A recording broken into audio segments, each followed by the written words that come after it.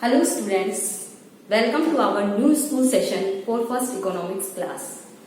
In this video, we talk about introduction of economics and some other words they generally use in our subject.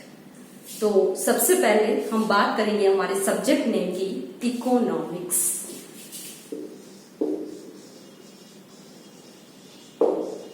ये जो शब्द है इसको हिंदी में कहते हैं अर्थशास्त्र और हिंदी वाले अर्थ का अभिप्राय तो होता है धन से, जिसको हम इंग्लिश में कहते हैं मनी। तो मनी से रिलेटेड जितने भी फैक्ट्स हैं उनको हम किस में पढ़ते हैं? इकोनॉमिक्स में। इंग्लिश के आधार पर यदि हम इस शब्द की उत्पत्ति को देखें तो यह है ग्रीक भाषा के दो शब्द, ग्रीक भाषा के दो वर्ड ओइक्यू OIKOU और दूसरा वर्ड है नोमस से लिया NOMOUS। ओइक्यू से अभिप्राय क्या है? हाउस, और नोमस से अभिप्राय है मैनेजमेंट।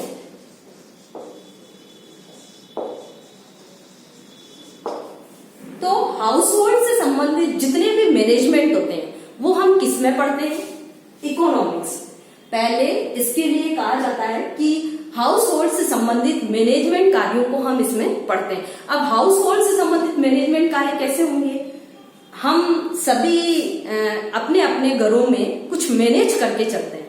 जैसे हमें आपके फादर और मदर जितनी भी सैलरी लाते हैं वो बजट बना लेते हैं घर का, पहले डिसाइड कर लेते हैं कि उनको फूड पर कितना एक्सपेंडिचर करना है, उनको क्लोथ्स पर कितना एक्सपेंडिचर करना है, उनको जो हमारी विद्युत शक्ति है जैसे उस पर कितना खर्च करना है। अगर वो बजट न बनाए, किसी प्रकार का मैनेजमेंट न करे तो शायद वे अपनी जितनी भी बॉन्ड्स हैं उनको पूरा नहीं कर पाएंगे, क्योंकि हमारी बॉन्ड्स तो होती है अनलिमिटेड, लेकिन उनको पूरा करने वाला जो रिसोर्स है मनी वो क्या है? लिमिट में, स्केर्स है।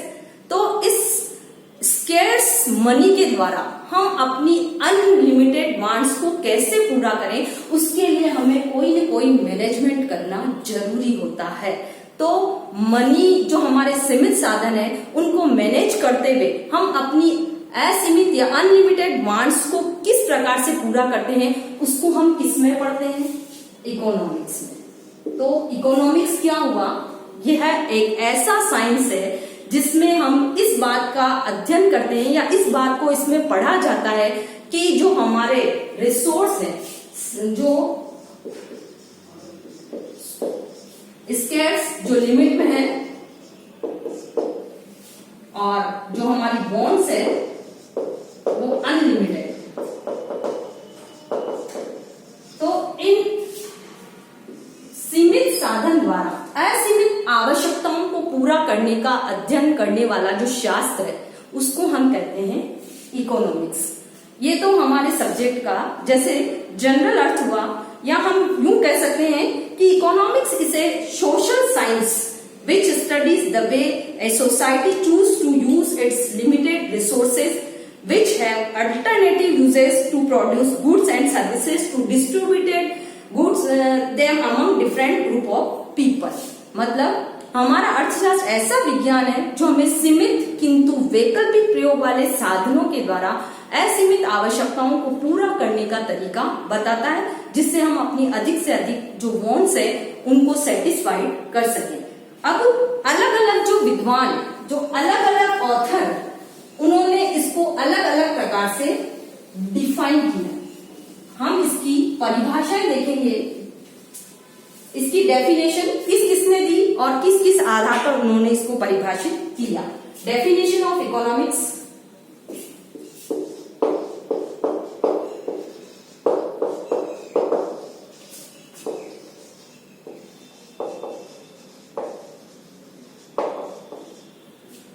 Definition of economics. सबसे पहले यदि हम इसकी डेफिनेशन देखें तो सबसे पहली है वेल्थ ओरिएंटेड डेफिनेशन।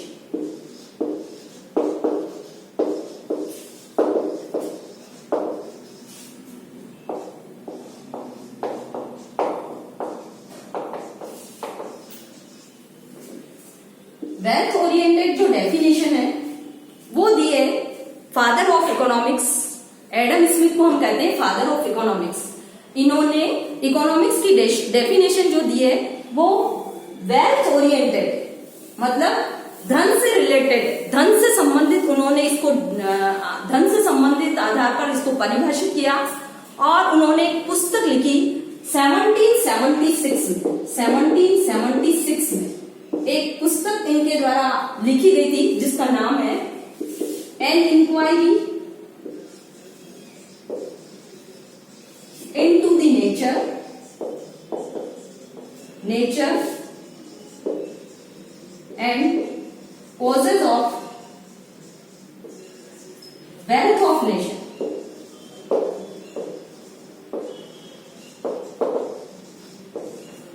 इस पुस्तक में या इस बुक में कहें तो इन्होंने इकोनॉमिक्स को परिभाषित करते हुए कहा कि economics is a science of wealth. Economics is a science of wealth. अर्थशास्त्र कौन सा विज्ञान है? धन का विज्ञान।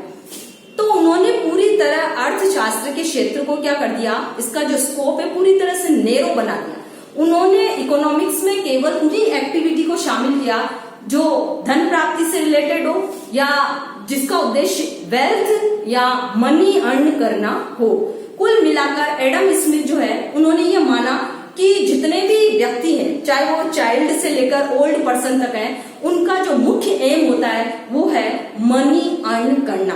जिस किसी तरीके से उन्हें मनी अर्न होती है उसके लिए वो जो भी कार्य करते हैं, उन मनी से रिलेटेड जितनी भी बातें हैं उसको हम किसमें पढ़ते हैं? इकोनॉमिक्स में। एडम स्मिथ की इस बात का समर्थन किया जेपी से और वोकर के द्वारा। उन्होंने भी इकोनॉमिक्स को पूरी तरह वेल्थ ओरिएंटेड माना और कहा कि धन से रिलेटेड जितनी बातें वो किसमें पढ़ी जाएगी? इकोनॉमिक्स में। सेकंड जो परिभाषा है वो दी गई मार्शल के द्वारा। मार्शल ने क्या किया, एडम स्मिथ के जो डेफिनेशन थी उसको क्रिटिसाइज किया और अपनी एक नई परिभाषा दी जिसमें वेलफेयर को मुख्य प्राथमिकता दी। Welfare oriented definition.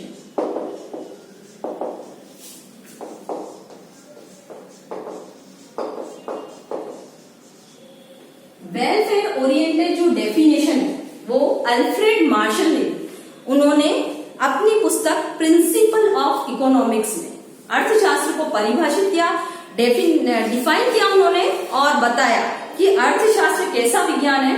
Economics is a study of Mankind in the ordinary business of life. It examines that part of individual and social action which is most closely connected with the attainment and with the use of material requisites of well-being। कहने का अभिप्राय यह है कि martial ने बताया कि धन से कुछ नहीं होता। हमने मनी अर्न कर ली और मनी को ले जाकर यदि हम ताक में रख देते हैं, उससे यदि हम अपनी वांट्स को सेटिस्फाइड करने के लिए कोई एक्सपेंडिचर यदि नहीं कर रहे हैं तो उस मनी से हम अपने वेलफेयर को अधिकतम नहीं कर पाएंगे। यदि हम अपने वेलफेयर को इंक्रीज करना चाहते हैं तो हमें अपनी मनी को एक्सपेंडिचर करना होगा।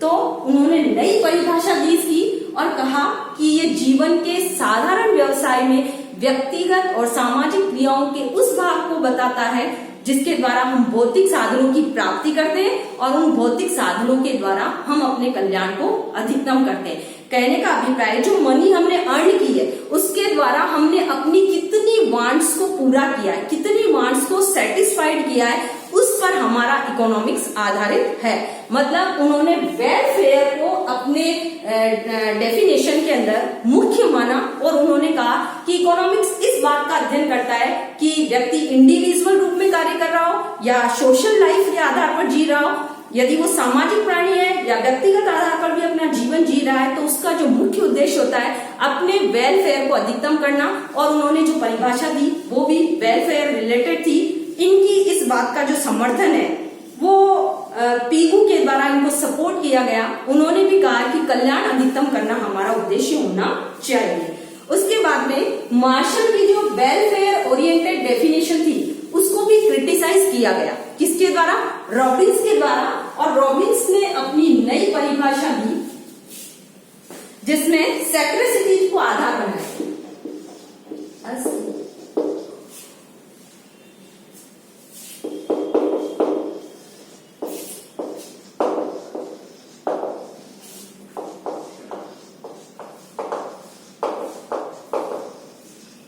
स्कैरसिटी ओरिएंटेड डेफिनेशन जो दी गई रॉबिन्स के द्वारा ये परिभाषा दी गई। रॉबिन्स उसने किसकी डेफिनेशन को क्रिटिसाइज किया? Alfred Marshall. उसने कहा कि हर व्यक्ति अपना जो है वेलफेयर अधिकतम करना चाहता है, उसको इंक्रीज करना चाहता है, लेकिन उस वेलफेयर को अधिकतम करने या इंक्रीज करने के लिए हमारे पास जो रिसोर्स है वो स्कैर्स रिसोर्स क्या है? हमारी वांट्स को पूरा करने का रिसोर्स क्या है? मनी रूपी साधन। यदि अनलिमिटेड होता तो शायद आप पढ़ रहे नहीं होते, मैं पढ़ा नहीं रही होती, ये जो हमारी इकोनॉमिक में इतनी सारी एक्टिविटीज हो रही है वो शायद नहीं हो रही होती। तो रॉबिन्स ने कहा कि हमारी जो वांट्स है वो तो है अनलिमिटेड, लेकिन उनको पूरा करने वाला जो रिसोर्स मनी रूपी जो साधन है वो कैसा है? स्कैर्स है। तो इस सीमित साधन के बीच हम रहते हुए अपनी अनलिमिटेड वांट्स को पूरा करने के लिए व्यक्ति का बिहेवियर कैसा रहेगा, वो कौन सी जो वांट्स है उनको पहले पूरा करेगा, कौन सी जो वांट्स है उनको बाद में पूरा करेगा, उसको बताने वाला जो साइंस है उसको हम कहते हैं इकोनॉमिक्स। उसने भी एक पुस्तक लिखी थी 1932 के अंदर, जिसमें उस बुक का नाम था an essay on the nature and significance of economic science. An essay on the nature and significance of economic science में उन्होंने साइंस को डिफाइन करते हुए कहा कि यह एक ऐसा विज्ञान है या economics as a science that study human behaviour as a relationship between ends and scarce means which have alternative uses. तो स्कैर्स ओरिएंटेड डेफिनेशन रॉबिन्स के द्वारा दी गई, जिसमें बताया गया कि हम उस बिहेवियर को इकोनॉमिक्स में पढ़ते हैं जो व्यक्ति अनलिमिटेड वांट्स और लिमिट स्कैर्स के बीच रहते हुए करता है। फिर अगली जो परिभाषा है वो सैमुअलसन के द्वारा दी गई। इस परिभाषा को भी क्रिटिसाइज किया गया। कहा गया कि हम केवल अपने वेलफेयर को अधिकतम करते हुए साधनों का प्रयोग नहीं करते, वरन हमारी जो नेक्स्ट जनरेशन आ रही है उसके कल्याण को या उसके वेलफेयर को ध्यान में रखते हुए भी हम कार्य करते हैं। तो सैमुअलसन के द्वारा विकासवादी या हम यूं कहें ग्रोथ ओरिएंटेड दृष्टिकोण अपनाया गया और एक नई परिभाषा इकोनॉमिक्स की दी गई। अगली जो परिभाषा देखेंगे वो है चौथी परिभाषा सैमुअलसन की, ग्रोथ ओरिएंटेड।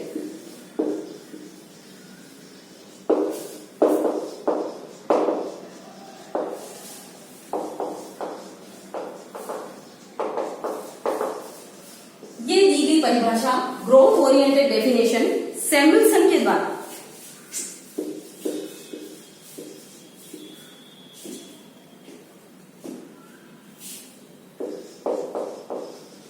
सैमुअलसन ने बताया कि हमारी जो वो रॉबिन्स की परिभाषा से या उसकी डेफिनेशन से पूरी तरह उसको सपोर्ट करता था, और उसने कहा कि हम इकोनॉमिक्स में इस बात को पढ़ते हैं कि अनलिमिटेड बॉन्ड्स और लिमिटेड जो हमारे लिमिटेड रिसोर्सेस है उनके बीच रहते हुए व्यक्ति अपना बिहेवियर कैसा करेगा कि उसकी अधिक से अधिक उसको वेलफेयर मिल सके, इस बात को तो हम पढ़ते ही हैं। लेकिन उन्होंने साथ में इस बात पर भी जोर दिया कि आगे जो नेक्स्ट जनरेशन आने वाली है उसके कल्याण के लिए हम कितने रिसोर्स छोड़ते हैं और उनको वर्तमान और भावी पीढ़ियों के बीच हम उनको कैसे डिस्ट्रीब्यूट करते हैं कि अपने कल्याण को अधिकतम करते हुए नेक्स्ट पीढ़ी का भी हम ध्यान रखें और साथ ही जो हमारा एटमॉस्फेयर है उसकी भी हम सुरक्षा करें, क्योंकि वर्तमान समय में हमारे एटमॉस्फेयर को सुरक्षित रखना भी जरूरी है। तो सैमुअलसन की जो परिभाषा थी ग्रोथ ओरिएंटेड थी, जिसने विकासवादी दृष्टिकोण अपनाया और कहा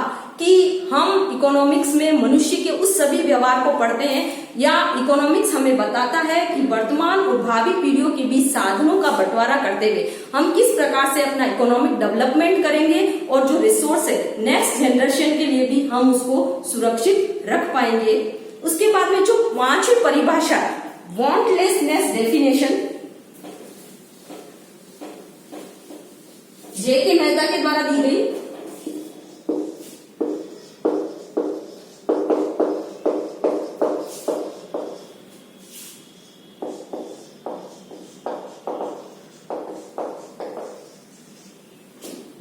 वांटलेसनेस डेफिनेशन। ये परिभाषा थी जे.के. मेहता के द्वारा। उन्होंने इकोनॉमिक्स को डिस्क्राइब करते हुए कहा कि economics as a study which helps in achieving a situation of wantlessness. अर्थशास्त्र वह विज्ञान है जो हमें आवश्यकता विहीनता की स्थिति में पहुंचाता है, क्योंकि जब व्यक्ति की वांट्स खत्म हो जाएगी तभी वो अपने वेलफेयर को अधिकतम कर पाएगा। उनका मानना था कि जो हमारे रिसोर्स हैं वो स्केर्स हैं, तो इन स्केर्स साधनों के द्वारा हम अपनी अनलिमिटेड वांट्स को पूरा नहीं कर पाएंगे, और इन अनलिमिटेड वांट्स को यदि हम पूरा नहीं कर पाते हैं तो हमारा जो वेलफेयर है वो भी कभी अधिकतम नहीं हो सकता। तो जे.के. मेहता ने बताया कि अर्थशास्त्र एक ऐसा विज्ञान है जो हमें कहाँ ले जाता है, वांटलेसनेस की स्थिति में, जहां हम आवश्यकता विहीन हो जाते हैं और अपना जो कल्याण है वो अधिकतम कर सकते हैं। अब नेक्स्ट जो मैं बात करूंगी, ये तो हुई हमारी इकोनॉमिक्स की डेफिनेशन, अलग अलग विद्वानों ने कैसे दी। अगली जो बात है वो होगी हमारी इकोनॉमिक एक्टिविटीज को हम इकोनॉमिक्स में पढ़ते हैं। अब तक की डेफिनेशन से ये बात स्पष्ट हो गई है। तो अगला जो हमारा टॉपिक है, इकोनॉमिक एक्टिविटी क्या होगी। इकोनॉमिक एक्टिविटी, आर्थिक क्रिया। आर्थिक क्रिया हम किसे कहते हैं? वैसे तो हम सभी जानते हैं कि मनी अर्न करने के लिए हम जो भी एक्टिविटी करेंगे उसको हम क्या कहेंगे, इकोनॉमिक एक्टिविटी। आर्थिक क्रिया जो धन के उद्देश्य से प्रेरित है, जिनका ऐसी एक्टिविटी जिनका एम होता है मनी अर्न करना और उसके द्वारा अपनी विभिन्न वांट्स को पूरा करना, वो कहलाती है इकोनॉमिक एक्टिविटी। अर्थव्यवस्था में या हम कहें हमारी इकोनॉमिक जो प्रणाली है उसमें जितनी भी क्रियाएं हो रही है वो लगभग धन से ही प्रेरित होती है। हम कह सकते हैं जिनका मुख्य जो एम है मनी अर्न करना है, लेकिन इकोनॉमिक्स में इसको भी एक विशेष प्रकार से परिभाषित किया गया है। It is an activity which is related to the use of scarce resources या स्कैर्स मीन्स हम जिसे कह सकते हैं कि सीमित साधनों के प्रयोग से रिलेटेड है। आर्थिक क्रियाएं क्या है, जिनकी सहायता से हम ये सीखते हैं कि सीमित साधनों का प्रयोग करते हुए हम किस प्रकार से अपनी उत्पादन क्षमता को बढ़ाएं। तो हम कह सकते हैं कि it is an activity which is related to the use of scarce means. Next हमारा जो टॉपिक है इस वीडियो में, स्कोप ऑफ इकोनॉमिक्स। इकोनॉमिक्स का क्षेत्र क्या है?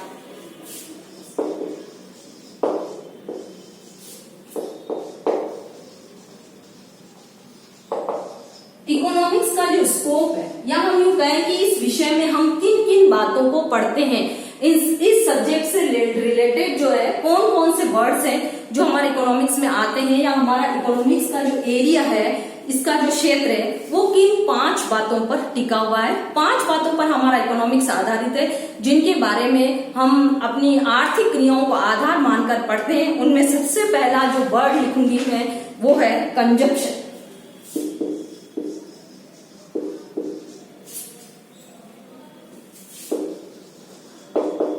कंजप्शन क्या है?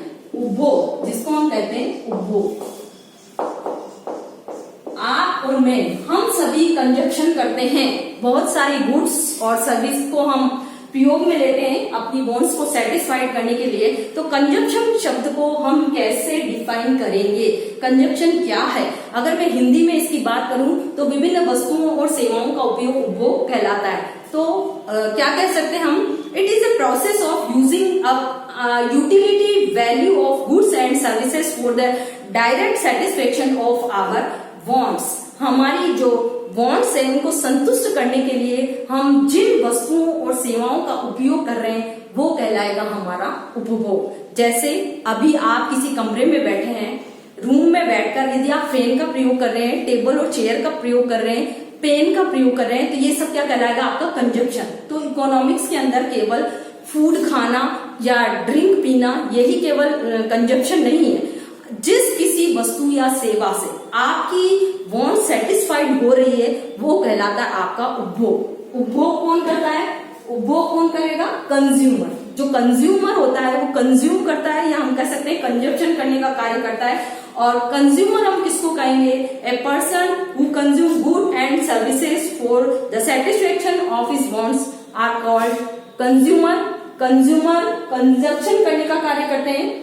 चूंकि अर्थव्यवस्था में या हमारी इकोनॉमिक प्रणाली में कंजप्शन होते हैं, इसीलिए प्रोडक्शन भी जरूरी है। तो हमारा इकोनॉमिक्स से रिलेटेड जो दूसरी विषय सामग्री या हम इसके स्कोप में जिस दूसरी बात को शामिल करते हैं वो है हमारा प्रोडक्शन।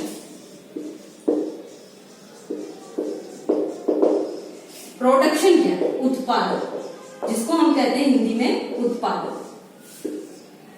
उत्पादन जिसकी सहायता से हम क्या करते हैं, ये प्रोसेस है जिसकी सहायता से हम अपने रॉ मटेरियल को यूजफुल थिंग्स में परिवर्तित कर देते हैं। कच्चे माल को तैयार माल में परिवर्तित करने की जो क्रिया है वो कहलाती है प्रोडक्शन। रॉ मटेरियल जब यूजफुल थिंग्स में चेंज हो जाता है तो उसकी वैल्यू बढ़ जाती है, उसकी प्राइस भी इंक्रीज हो जाती है। तो हम यूं भी कह सकते हैं कि जिन कमोडिटीज की हम वैल्यू बढ़ा देते हैं या हम जिसकी प्राइस को इंक्रीज कर देते हैं वो भी क्या कहलाएगा, हमारा प्रोडक्शन। जैसे वुड की सहायता से एल्मीरा बना देना। वुड की उपयोगिता हमारे लिए कम है, लेकिन जो एल्मीरा उसकी उपयोगिता हमारे लिए बढ़ जाती है, इसलिए एल्मीरा की जो कीमत है या हम प्राइस की बात करें तो वो भी उसकी ज्यादा होगी। तो किसी वस्तु की या किसी थिंग की प्राइस इंक्रीज कर देना, उसकी वैल्यू इंक्रीज कर देना या रॉ मटेरियल को यूजफुल थिंग्स में परिवर्तित करना, वो कहलाता हमारा प्रोडक्शन। और प्रोडक्शन करने का कार्य को कौन करता है? प्रोड्यूसर। प्रोड्यूसर क्या करता है? विभिन्न गुड्स एंड सर्विसेज को प्रोड्यूस करने का कार्य करेगा। नेक्स्ट जो हमारा तीसरा शब्द है जिस पर हमारा इकोनॉमिक्स डिपेंड करता है वो है एक्सचेंज। एक्सचेंज का मतलब होता है गिव एंड टेक, लेना और देना। इकोनॉमिक्स में बिना एक्सचेंज किए हम अपनी विभिन्न वांट्स को सेटिस्फाइड नहीं कर पाएंगे। पहले के जमाने में एक्सचेंज जो होता था वो कमोडिटी एक्सचेंज कहलाता था, जिसमें वस्तु विनिमय, वस्तु के बदले वस्तु दी जाती थी। जैसे वीट के बदले राइस दे देना या राइस के बदले वीट प्राप्त कर लेना। तो जब हम वस्तु के बदले वस्तु लेते देते हैं तो उसको हम कहते हैं कमोडिटी एक्सचेंज। लेकिन वर्तमान जो प्रेजेंट स्थितियां हैं उसके अंदर हम एक्सचेंज करने का कार्य किसके द्वारा करते हैं?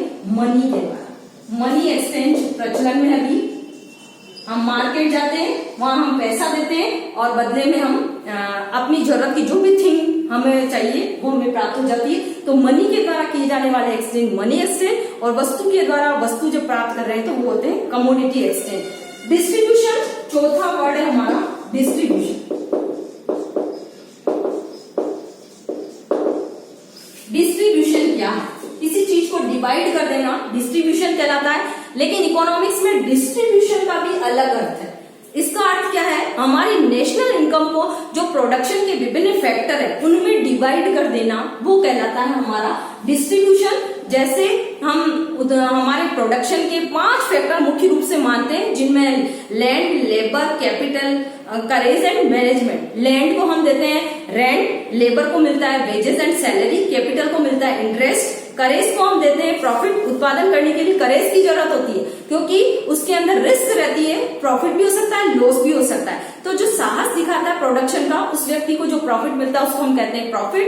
एंड मैनेजमेंट, प्रबंध व्यवस्थाएं की जरूरी होती है उत्पादन कार्य में, और उनको मिलने वाला जो डिस्ट्रीब्यूशन का भाग है नेशनल इनकम में से, वो कहलाता हमारा सैलरी। लास्ट जो वर्ड आता है हमारा इकोनॉमिक्स में वो है पब्लिक फाइनेंस, जिस पर इसका स्कोप टिका हुआ है पब्लिक फाइनेंस, जिसका हिंदी अर्थ यदि मैं कहूं तो राजस्व या सार्वजनिक वित्त। इसके अंदर हम पढ़ते हैं टैक्स क्या होते हैं, प्रिंसिपल ऑफ टैक्स क्या है, जो गवर्नमेंट एक्सपेंडिचर करती है उसकी प्रिंसिपल क्या है। तो पब्लिक फाइनेंस में हम पढ़ते हैं कर क्या है, करारोपण के सिद्धांत क्या है, और सरकार अपने व्यय के द्वारा सोशल वेलफेयर को किस प्रकार से इंक्रीज कर सकती है, उनसे रिलेटेड कौन कौन से सिद्धांत है वो भी हमारे इकोनॉमिक्स में पढ़े जाते हैं। तो आज के वीडियो में हमने देखा इकोनॉमिक्स का मीन क्या है, उसको अलग अलग जो विद्वान है उन्होंने किस प्रकार से डिफाइन किया है, हमारा इकोनॉमिक्स का जो स्कोप है वो क्या है, और उसके स्कोप में कौन कौन सी बातें शामिल है, और उन जो भी बातें शामिल है उनका मीनिंग क्या होता है। I hope you understand everything. अगर आपको फिर भी कोई दिक्कत है, कोई परेशानी है तो मेरे व्हाट्सएप नंबर पर कॉल करें। थैंक्स।